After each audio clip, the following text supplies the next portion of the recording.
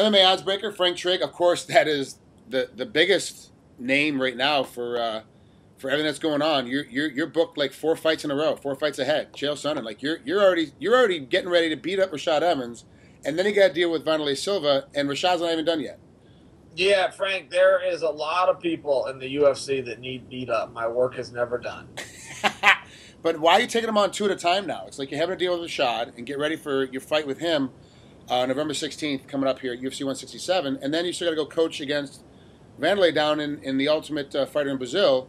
But you've already started taunting him. Like you're taunting on 2 fronts. Is it too stressful? It's not enough. I hate it. I hate that we only fight 3 times a year. As a wrestler, we take on 5 guys in a day and never even know who your first match was or who your second match was. And in the UFC, that's the hardest part is the lack of ability to compete, the fact that we have to wait 4 months in between. Well, you made the move from Oregon down to LA because of your commentating work and your broadcast work. So that's got you busy. Training has you busy just for 1 fight, but now you're trying to train for a second fight. Did any of that get in the way? Did the Wanderlei fight get in the way of the Rashad fight because of the difference in styles? It's in the way a little bit, but I've never trained for a guy ever in my whole life. I don't know what that means. I hear guys talk about game plans and strategy and footwork and southpaw versus orthodox. I don't even know what that stuff means. And apparently I'm a southpaw. I don't even know what that means. I lead with my right leg, and so there's supposed to be like a different formula for how you fight me. It's the strangest thing in the world, man. This is an ass-whipping contest on Saturday night. Of all the things I do in my life, this requires literally the least amount of thought. Now, talking about the least amount of thought, you've got to understand that Rashad's a good wrestler. And he knows how to throw like you do. Like it's almost a mirror image of you, but he's a little bit more flexible in some positions, a little bit more crazy with his stand-up, or with his angles of his punches and his kicks. You're kind of fighting yourself. So in this set, it works well. Not training for anybody because you're just going to fight you. So it makes it relatively easy. But then Wanderlei's a whole different animal. Are you going to have to go back in after camp, after you get done with Rashad, and immediately go back in and start thinking about, I got to change this a little bit? I know you said you don't and you won't, but it's Wanderlei. He's got a glass chin now, but he still hits like a truck. Yeah, and I'll do whatever the coaches ask of me. I'm not trying to dismiss that if we have an advantage in watching film and coming up with a goal to do certain techniques, I'm not dismissing that that's helpful. But, look, Rashad's really good. He's a former world champion. He's got the 2nd best record in MMA for any of the top fighters. I think he's a lock for the Hall of Fame someday. On the other end of it, Wanderlei sucks. And, it's hard to sell a fight when a guy sucks. I didn't ask for Wanderlei because it's a contender's fight or it's anything else. I asked for it because he sucks, because I wanted an easy night. I mean, I'll tell the truth about Wanderlei a lot. I'll say, look, he's got the worst record in the history of the UFC, and people will think that I'm taking jabs at him. Look, these are just his numbers. He has 5 wins and 8 losses. Now, you got to understand, Frank, not only is that terrible, he won his last 2 fights. So that means at one point, Wanderlei Silva had 3 wins and 8 losses. Nobody, even as terrible as Crow Cop was, even Crow Cop's record was better than that. Wanderlei sucks, and that's why I'm picking a fight with him. So you're looking for a tomato can. You need an easy night. You need an easy payday because you're going to go down and beat him up, and then plus you get the pay for being on the show.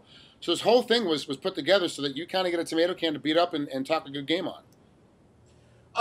Well, I mean, I like the way I said it better. I called out Wanderlei because Wanderlei sucks. Look, what Wanderlei did in Japan was fake. And if Wanderlei were to admit that, I'm good with it. He and I got no problems. But the fact that he tries to pretend that he beat 22 guys in a row pisses me off.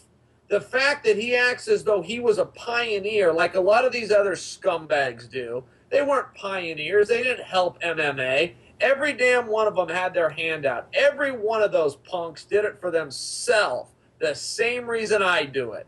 The only difference is I don't lie about it. Very good.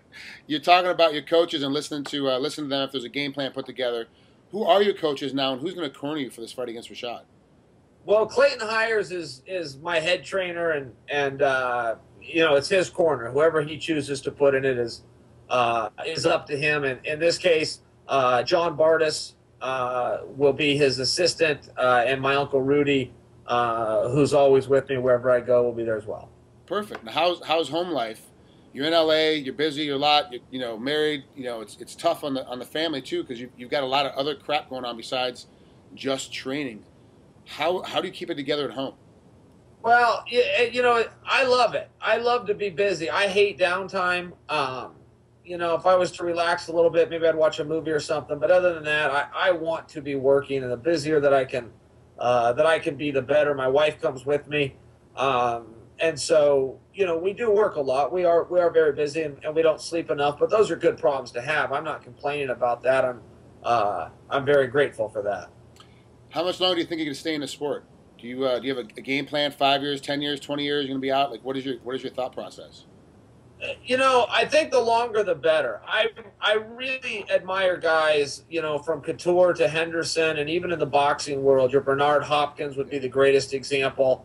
But even what Floyd Mayweather is doing at 36, I'm 36 as well, and for him to be dominating the younger guys is really impressive. And I think it's a tremendous sign of success to be able to extend your career. It's very, very hard to do. I love it. I'll be one of those guys that stays in too long. I won't take myself out. Eventually, my coach Clayton or Dana White will grab me and say the end of the road is here. But I won't regret when that day comes either. It's been a fun ride. You're so good at commentating. You've so many commentating gigs now. It's like they're just going to get more. You get more of those gigs as well as getting more fights. At some point, you're going to have that balancing act of something's going to have to give. Are you going to keep pushing off commentating, keep pushing off the stardom that you could have as a broadcaster to keep infighting until it's too late? Like it's 43, 44, 45, you're getting out now, and all of a sudden those commentating gigs don't hang out for very long. Well, that's a nice compliment, especially from you. I've always enjoyed your work, so thank you for that. I'll tell you, if I agree to do it, if I sign a contract and say I'll commentate X amount of days, I will do it. And if I say I'll fight on certain nights, I'll do that too. So I think that before I agree, I need to look at it, make sure that I can fulfill that. And this isn't just in the questions you asked in anything in life. But once I sign my name, you can count on me. And, I am busy, but I'm not too busy. There's still plenty of hours in the day. That's Chael Sonnen. I'm Frank Trigg. This is MMA Oddsbreaker. Chael, thanks for coming on here. We appreciate it. Good luck against Rashad Evans. I'll actually be ringside for this one, so I can't wait to see it up close. It's a pleasure. See you, buddy.